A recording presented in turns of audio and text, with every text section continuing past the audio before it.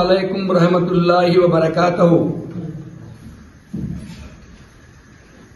ಕರ್ನಾಟಕ ರಾಜ್ಯದ ಸರ್ವ ಮುಸ್ಲಿಮಾನ್ ಬಾಂಧವರ ಗಮನವನ್ನ ಇಲ್ಕಲ್ ಅಂಜುಮನ್ ಸಂಸ್ಥೆಯ ಅಧ್ಯಕ್ಷನಾದ ನಾನು ಉಸ್ಮಾನ್ ಗನಿ ಸರ್ವ ಮುಸ್ಲಿಂ ಬಾಂಧವರ ಗಮನವನ್ನು ಸೆಳೆಯುತ್ತಾ ಇದ್ದೇನೆ.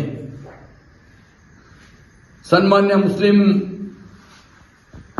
ಮೌಲಾನರವರೇ, ಮುಫ್ತಿರವರೇ, ಆಲಿಮ್ರವರೇ, ಹಾಫೀಜ್ರವರೇ, ವಿದ್ಯಾವಂತ ಡಾಕ್ಟರ್ಸ್ಗಳೇ, ಇಂಜಿನಿಯರ್ಸ್ಗಳೇ, ಇನ್ನುಳಿದ ಕ್ಷೇತ್ರದಲ್ಲಿ ಪದವೀಧರ ವಿದ್ಯಾರ್ಥಿನಿಯರೇ,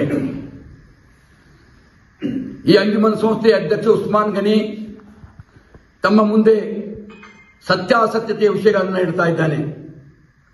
ತಾವೆಲ್ಲರೂ ಗಮನದಲ್ಲಿಟ್ಟುಕೊಂಡು ಎಚ್ಚೆತ್ತುಕೊಂಡಾಗ ಮಾತ್ರ ಈ ಮುಸ್ಲಿಂ ಸಮಾಜ ಇರಲಿಕ್ಕೆ ಸಾಧ್ಯ. ಇಲ್ಲದೆ ಹೋದರೆ ಇದರ ಗತಿ ಅಲ್ಲಾಹನೇ ಬಲ್ಲ.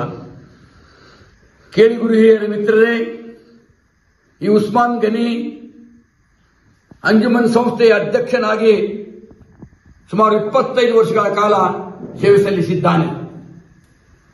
ಈಗ ಸದ್ಯ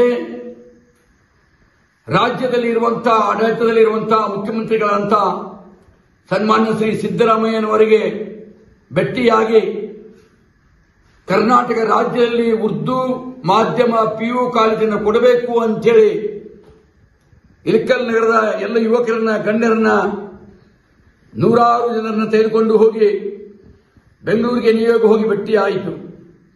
ಬಾಗಲಕೋಟೆ ಕಂಟಿ ರಿಸಾರ್ಟ್ನಲ್ಲಿ ಭೇಟಿ ಆಯಿತು. ಕೂಡಲ ಸಂಗಮದಲ್ಲಿ ಭೇಟಿ ಆಯಿತು. ಮಾನ್ಯ ಮುಖ್ಯಮಂತ್ರಿಗಳು ಕರ್ನಾಟಕದಲ್ಲಿ ಉರ್ದು ಮಾಧ್ಯಮ ಶಾಲೆಗೆ ಪರವಾನಗಿ ಕೊಡುತ್ತೇವೆ ಎನ್ನುವಂಥ ವಾಗ್ದಾನವನ್ನು ಮಾಡಿದರು. ಆ ವಿಷಯ ಕುರಿತು ಅಂಜುಮನ್ ವಿದ್ಯಾಸಂಸ್ಥೆ ಸಂಬಂಧಪಟ್ಟ ಎಲ್ಲ ದಾಖಲೆಗಳನ್ನು ಕೊಟ್ಟಿದ್ದಾಯಿತು. ಆದರೆ ಬಹಳಷ್ಟು ಮನಸ್ಪೂರ್ವಕವಾಗಿ ಈ ವಿಷಯವನ್ನು ತಾವೆಲ್ಲ ಯುವಕರು ಕೇಳಬೇಕು. ನಮಗೆ ಕಾಲೇಜು ಕೊಡಬೇಕಾದರೆ 2 ದಾಖಲಾತಿಗಳ ಅವಶ್ಯಕತೆ ಬಂದಿದೆ. ಒಂದು, 28,80,000 ರೂಪಾಯಿ ಸೊಲವೆನ್ಸಿ ಸರ್ಟಿಫಿಕೇಟ್ ಕೊಡಬೇಕು, ಬ್ಯಾಂಕಿನಲ್ಲಿ ನಮ್ಮ ಹಣ ಇರಬೇಕು. ಎರಡನೇದ್ದು, ವಕ್ಫ್ ಬೋರ್ಡಿನ ಆಡಳಿತ ಮಂಡಳಿಯ ಪರವಾನಗಿ ಬೇಕು.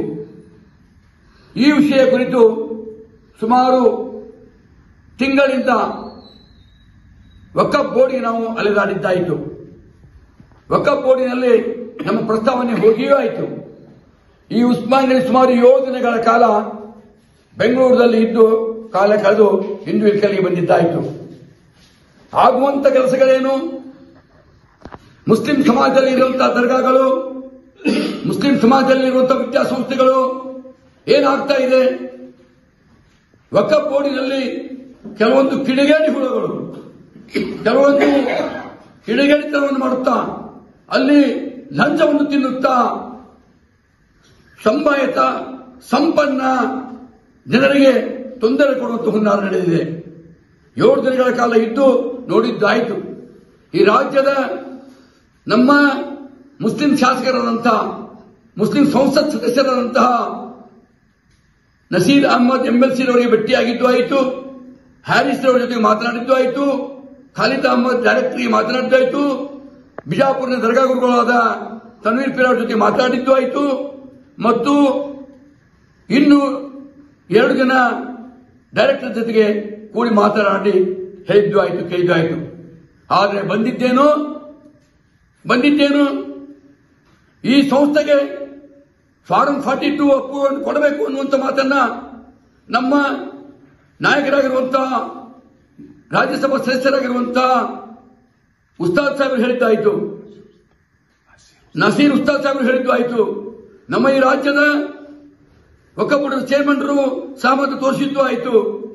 ನಮ್ಮ ಕೊಪ್ಪಳದ ವಕೀಲರಾಗಿರುವಂತಹ ಆಸಿಫ್ ಅಲಿ ಅವರು ಹೇಳಿದ್ದು ಆಯಿತು. ನಮ್ಮ ಡೈರೆಕ್ಟರ್ ಆಗಿರುವಂತಹ ಖಾಲಿದ್ ಅಹಮದ್ ಅವರು ಹೇಳಿದ್ದು ಆಯಿತು.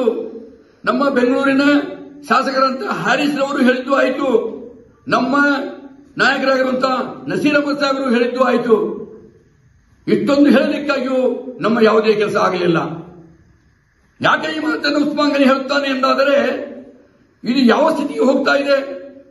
ದೇಶದಲ್ಲಿ ನಾವೆಲ್ಲ ವಕಫ್ ಸಂಸ್ಥೆ ಬಿಜೆಪಿ ನುಂಗಬೇಕು, ವಕಫ್ ಆಸ್ತಿಗಳನ್ನ ಬಿಜೆಪಿ ನುಂಗು ಹಾಕಬೇಕು ಅನ್ನುವಂಥ ಹುನ್ನಾರ ನಡೆಸಿದೆ, ಕಾನೂನು ಮಾಡಿದೆ ಅಂತ ಹೇಳಿ ಬತ್ತಿ ಗುಲ್ ಮತ್ತು ಜಂಜೀರ್ ಮತ್ತು ಪಬ್ಲಿಕ್ ಮೀಟಿಂಗ್ಸ್, ನಮ್ಮ ಯೌವನ, ನಮ್ಮ ಹಣ, ನಮ್ಮ ಸಮಯ ಖರ್ಚು ಮಾಡಿ ಹೋರಾಡುತ್ತೇವೆ.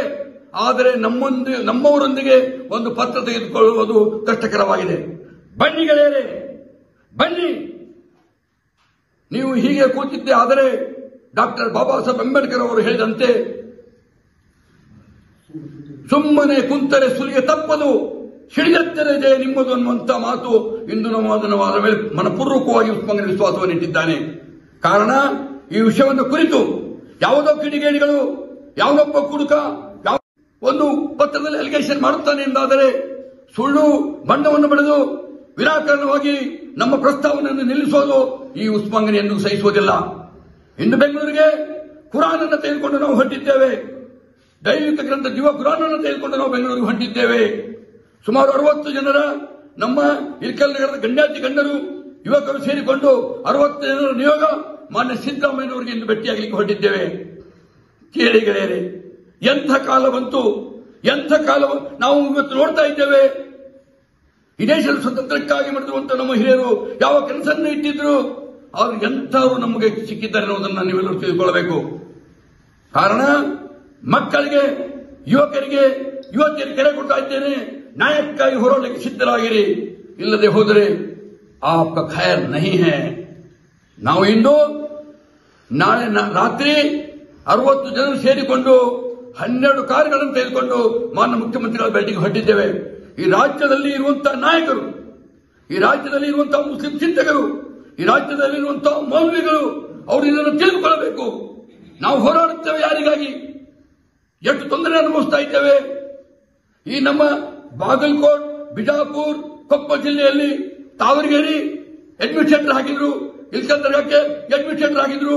ಸಿಂಧಿ ಅಂಜುಮನ್ ಏನಾಗ್ತಾ ಇದೆ, ಮುದ್ದೆಮಾಳ ಅಂಜುಮನ್ ಏನಾಗ್ತಾ ಇದೆ, ತಾಲೂಕೋಟೆ ಅಂಜುಮನ್ ಏನಾಗ್ತಾ ಇದೆ. ಬೇರೆಯವರಿಗೆ ಅಪವಾದ ಕೊಡೋದು ಬೇಕಾಗಿಲ್ಲ. ನಮ್ಮವರ ಮೇಲೆ ನಾವು ನೋಡಿದಾಗ ಗೊತ್ತಾಗುತ್ತದೆ ಎಂಥ ನೀಚರು ನಾವು ಮೊದಲೇ ಹುಟ್ಟಿದ್ದಾರೆ ಅನ್ನೋದನ್ನ.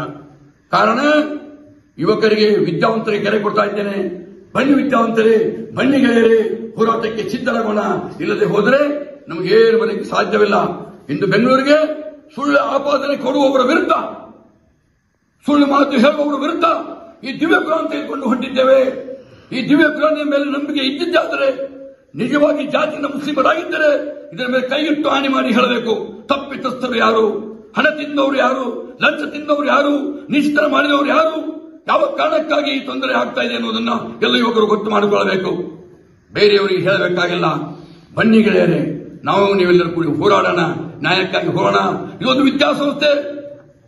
ನಮ್ಮ ಪಕ್ಕದಲ್ಲಿರುವಂತಹ ತೆಲಂಗಾಣದಲ್ಲಿ 200 ಕಾಲೇಜುಗಳು, ನಮ್ಮ ಪಕ್ಕದಲ್ಲಿರುವ ಮಹಾರಾಷ್ಟ್ರದಲ್ಲಿ 200 ಕಾಲೇಜುಗಳು, ಕರ್ನಾಟಕ ರಾಜ್ಯದಲ್ಲಿ ಒಂದು ಕೂಡ ಉರ್ದು ಮಾಧ್ಯಮ PU ಕಾಲೇಜ್ ಇಲ್ಲ ಗೆಳೆಯರೇ. ಈ ಚಿಂತನೆ ಯಾರು ಮಾಡಬೇಕು? ಈ ಸಮಾಜದ ಅಯೋಗ್ಯವಂತರ ಸಂಖ್ಯೆ ಹೆಚ್ಚಾಗ್ತಾ ಇದೆ ಅಂತ ಹೇಳುತ್ತೇವೆ. ಆ ದಿಶೆಯಲ್ಲಿ ನಾವು ಎಂದಾದರೂ ಯೋಚಿಸಿದ್ದೇವೆ? ಇಲ್ಲ, ಖಂಡಿತವಾಗಿಲ್ಲ. ನಾನು ನಮ್ಮ ರಾಜ್ಯದ ಸರ್ವ ಮುಸ್ಲಿಂ ಶಾಸಕರಲ್ಲಿ ವಿನಂತಿ ಮಾಡಿಕೊಂಡು ಬಂದಿದ್ದೇನೆ, ವಿನಂತಿ ಮಾಡಿ ತಿಳಿಸಿದ್ದೇನೆ. ಕೆಲಸ ಆದರೆ ಸಂತೋಷ, ಕೆಲಸ ಆಗದಿದ್ದರೆ ಆಗುವವರೆಗೂ ಈ ಪ್ರಾಣವನ್ನು ಪಣಕ್ಕೆ ಹಚ್ಚಿ ಹೋರಾಟ ಮಾಡುವುದು ಅಂತ ನಿರ್ಣಯವನ್ನು ನಾವು ತೆಗೆದುಕೊಂಡಿದ್ದೇವೆ.